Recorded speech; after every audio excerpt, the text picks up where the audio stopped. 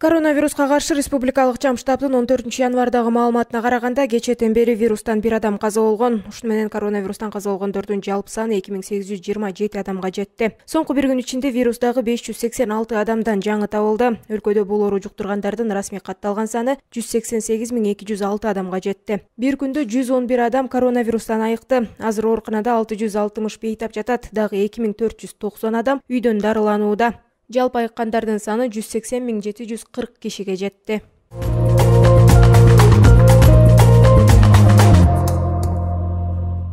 Жогорку кеңештеги Бүтүн Кыргызстан фракциясынын лидери депутат Адахан Мадумаров башкы прокуратурага сурак берип жатат. Бул тууралуу маалыматты аталган мекеменин басма сөз кызматынан тастыкташты. Маалыматка караганда Мадумаров учурда тергөө органдарында күбө катары сурак берүүдө. Ал Кыргыз-Тажик чек арасы боюнча суракка чакыртылган. Кошумчалай кетсек, былтыр октябрда президент Садыр Жапаров коңшу мамлекет менен чек ара чечилбей жатканын бир катар себептерин атаган. Ага Баткендеги 4 көчө тилкеси боюнча Мадумаров кол койгон протокол кедергисин тийгизип жаткандыгын дагы билдирген. Талаштуу тилкелердин айынан эки өлкөнүн чек арасында чыр-чатак байма-бай болуп турат. Былтыр жазында куралдуу жаңжалда Кыргызстан тараптан 36 киши курман болуп, 180ден ашуун адам жаракат алган.